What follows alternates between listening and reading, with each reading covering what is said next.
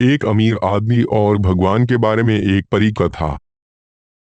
बहुत लंबे समय पहले, जब कोई सेलफोन या इंटरनेट नहीं थे, भगवान पृथ्वी पर रहते थे जैसा कि हम सभी करते हैं। वह खेतों, जंगलों, घास के मैदानों, पहाड़ों और चरागाहों में भटकता था और वह अपने द्वारा बनाई गई दुनिया को देखता था। हर शाम वह ठहरने के लिए जगह की तलाश में था।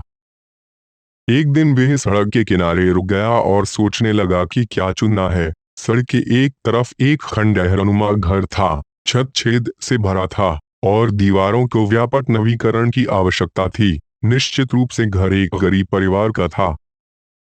सड़क के दूसरी ओर एक शानदार निवास स्थान था। इस घर के मेजबान निश्चित रूप से समृद्ध थे और उनके पास कुछ भी नहीं था। भगवान ने सोचा कि एक बड़े घर में उन्हें आसानी से सोने की जगह मिल जाएगी और यह मालिकों के लिए बोझ नहीं होगा।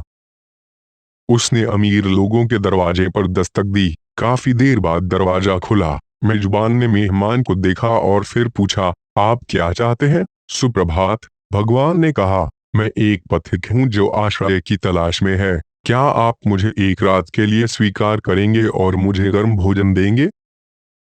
भगवान ने विनम्रतापूर्वक कपड़े पहने और ऐसे व्यक्ति की तरह नहीं दिखे जो बिस्तर और भोजन के लिए भुगतान कर सके।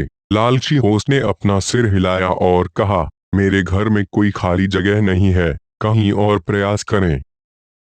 ईश्वर समझदारी से मुस्कुराया और दूसरे घर चला गया। जब वह दरवाजे पर पहुंचा, तब तक उसने घर के पीछे से एक मेजबान को बाहर निकलते देखा। नमस्कार अच्छे आदमी, तुम थके हुए और भूखे लगते हो, अंदर आइए। हम आपको खाना खिलाएंगे और बिस्तर तैयार करेंगे ताकि आप आराम से रात बिता सकें। भगवान ने धन्यवाद दिया और घर में प्रवेश किया। परिचारिका ने एक गर्म भोजन परोसा और भगवान ने मेज पर बैठकर एक स्वादिष्ट सूप खाया। गरीब मेजबान मामूली रूप से रहते थे लेकिन खुश थे। वे दूसरों की मदद करना पसंद करते थे और स्वेच्छा से उनके पास सब कुछ साझा था। उन्हें बदले में भुगतान की उम्मीद नहीं थी। परमेश्वर ने जीवन के लिए इस दृष्टिकोण को पसंद किया और इसलिए फैसला किया कि वे उन्हें असामान्य तरीके से चुकाएगा। सुबह में नाश्ते के बाद भगवान ने कहा कि वे उन्हें 3 इच्छाओं को पूरा करके अपने अद्भुत आतिथ्य के लिए चुकाना चाहता था। हम सभी चाहते हैं कि हमारे जीवन के लिए खुशी और आशीर्वाद हो। अगर ये इच्छाएं पूरी होती हैं, तो हम बहुत आभारी होंगे। लेकिन ये केवल 2 इच्छाएं हैं। हम नहीं जानते कि हम और क्या चाह सकते हैं। बस इन 2 इच्छाओं को पूरा करें और हम अपने पूरे जीवन के लिए आपके आभारी रहेंगे। मेरे प्यारे, मैं इन दोनों इच्छाओं को पहले ही पूरा कर चुका हूँ और तीसरी इच्छा के बजाय एक आश्चर्य होगा। उन्होंने अलविदा कहा और भगवान चले गए। और अगली सुबह यह पता चला कि गरीब आदमी का घर पहले की तुलना में पूरी तरह से अलग था। सब कुछ नया जैसा लग रहा था। नई छत, पुनर्निर्मित दीवारें, बाढ़ की मरम्मत, सब कुछ वास्तव में बहुत अच्छा लग रहा था। मेजबान बहुत खुश थे। वे अपने मेहमान को गले लगाना चाहते हैं, लेकिन वे पहले से ही बहुत दूर था। इस बीच अमीर आदमी ने देखा कि गरीब पड़ोसियों का घर अब पूरी तरह से अलग दिखता है। उसने अपनी पत्नी को पड़ोसियों के पास जाने का आदेश दिया और पूछा कि उन्हें इस सब के लिए पैसे कहाँ से मिले। कल एक अजीब मेहमान था, अमीर आदमी की पत्नी ने कहा। उन्होंने उसे भोजन और सोने के लिए जगह दी और बदले में उसने अपनी 3 इच्छाएं पूरी की। इस तरह घर का नवीनीकरण हुआ। आपने इस पथिक से भी बात की, है ना? आपने उसे हमारे घर में क्यों नहीं घुसने दिया? वह हमारी इच्छाओं को भी पूरा कर सकता है। घोड़े पर चढ़ और इस आदमी को देखो। उसे रात भर ठहरने और गर्म भोजन के लिए वापस आने के लिए मना लें। अमीर आदमी ने वैसा ही किया जैसा उसकी पत्नी ने कहा।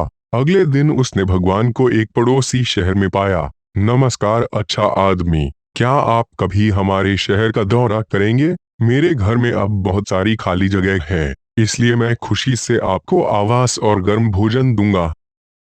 मेरी पत्नी एक गर्म भोजन पकाएगी और विश्राम और उत्थान के लिए आपके पास सही परिस्थितियां होंगी। अगर आप उन्हें मेरे पड़ोसी की इच्छा के रूप में प्रदान करते हैं, तो मैं 3 इच्छाओं को भी कहना चाहूंगा।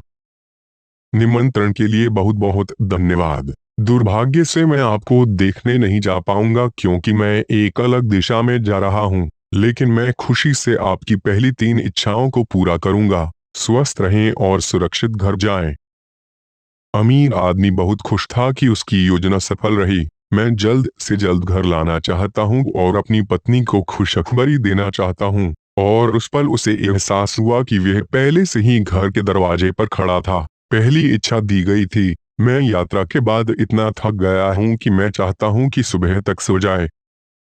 अगली सुबह अमीर आदमी को एहसास हुआ कि उसने पहले ही अपनी 3 इच्छाओं में से 2 का उपयोग किया है।